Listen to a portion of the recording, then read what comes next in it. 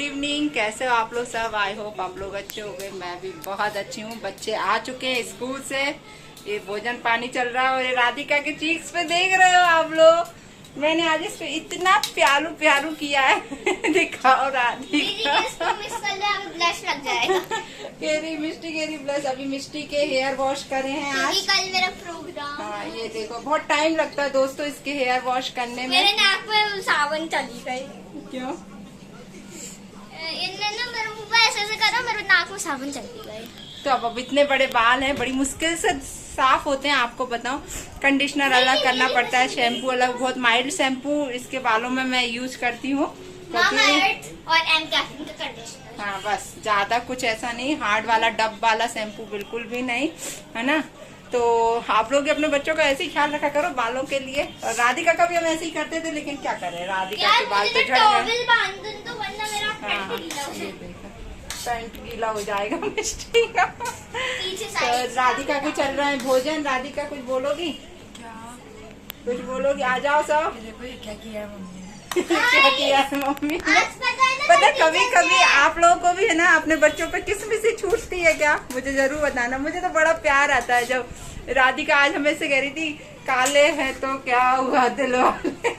और राधिका को देख देख के राधिका ने ब्लैक टी शर्ट पहनी, तो मैं उसे खिला रही थी तो कहती मम्मी आप ना मेरे को खिलाती रहती हूँ, इतनी बड़ी हो गई। तो मैंने कहा तू बड़ी क्यों हो गई? जब वो गोदी में थी हमेशा मुझसे बोलती थी दोस्तों कि यशोमती सुनाओ ना, यशोमती। अब आप समझ लो यशोमती क्या मैं बता रही हूँ। जब ये छोटी थी तो मैं भजन गाती थी कि यशोमती मैया से बोले नंद लाला, राधा क्यों गोरी मैं क्यों काला। तो ये वाला भजन हमारी राधिका को इस कदर पसंद था कि डेली वो यही बोलती थी मम्मा हमें यशोमती सुनाओ, यशोमती। तो यहाँ पे चढ़ के उन्हें सो जाना छोटे में और यशोमती सुनना। तो आज मैं से यही बोल रही थी राधिका से कि राधिका यशोमती नहीं सुनना तुमको। तो कह रही मम्मी वो दिन गए अब ना यशोमती। अब तो राधिका के कान में देखो क्या लगा है राधिका। अब क्या लगा, गाना सुनते सुनते इनके भोजन हो रहा है स्कूल से अभी। मैं अपनी मम्मी से बोलती हूँ कि मम्मी मुझे लोरी सुनाओ ना, लोरी सुनाओ ना।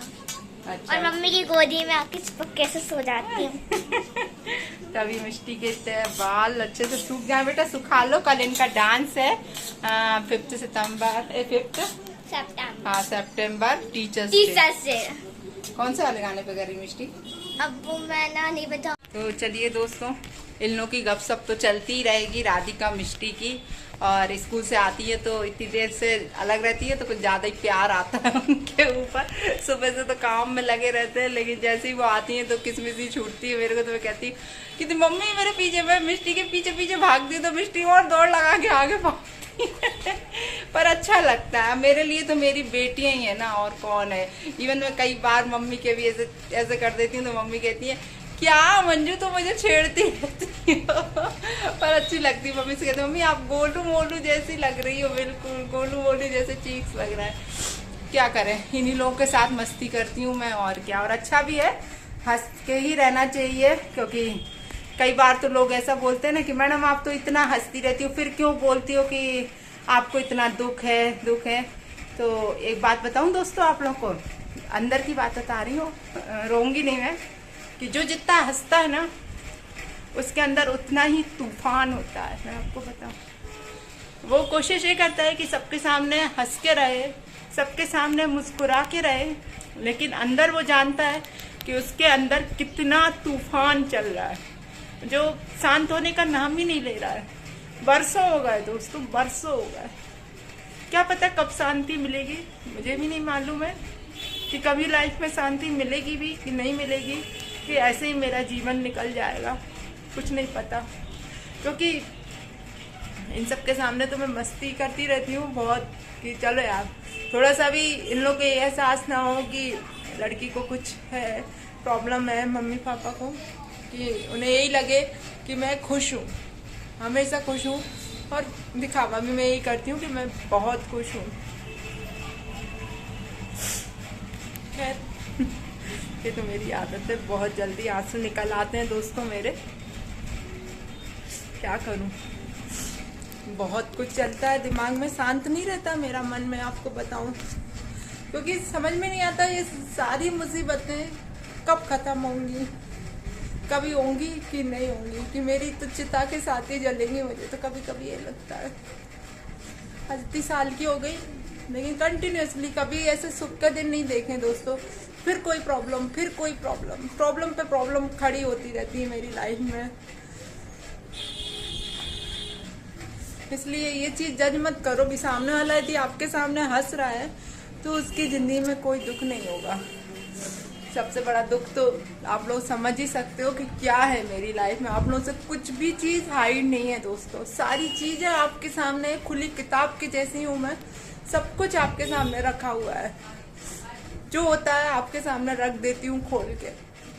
कई बार मम्मी भी बोलती है कि बेटा ऐसे हर चीज मत बताओ, लेकिन मैं सोचती हूँ कि आप लोग मेरी YouTube फैमिली हो, हर चीज मैंने आप लोगों को बता के, अच्छा भी बताती हूँ, बुरा भी बताती हूँ, सुख भी बताती हूँ, दुख भी बताती हूँ।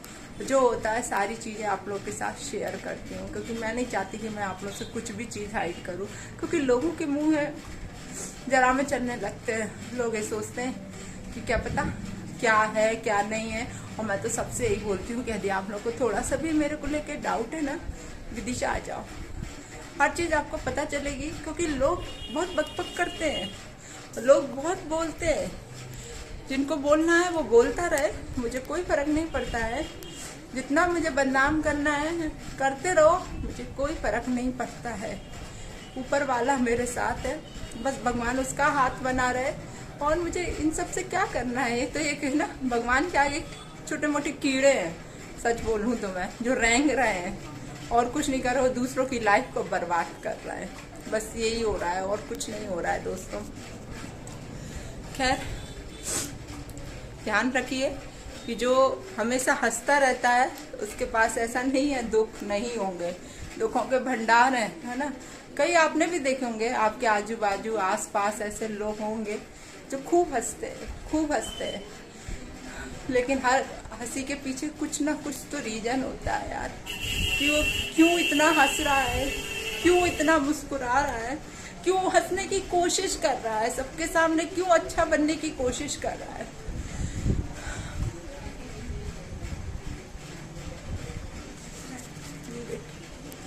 मुझे टॉपिक छेड़ना ही नहीं चाहिए था, मैं छेड़ के अपने आप को दुखी कर। अभी बच्चे देखेंगे तो कहेंगे मम्मी तो अभी इतना हंस रही थी और एकदम से रोने लगी। बच्चों से सीधी भाग के मैं दूसरे कमरे में आई कि वो उस कमरे में राधिका भोजन कर रही है और मिष्टी को भी मैंने अभी खाना दे दिया है, वो भी कर लें।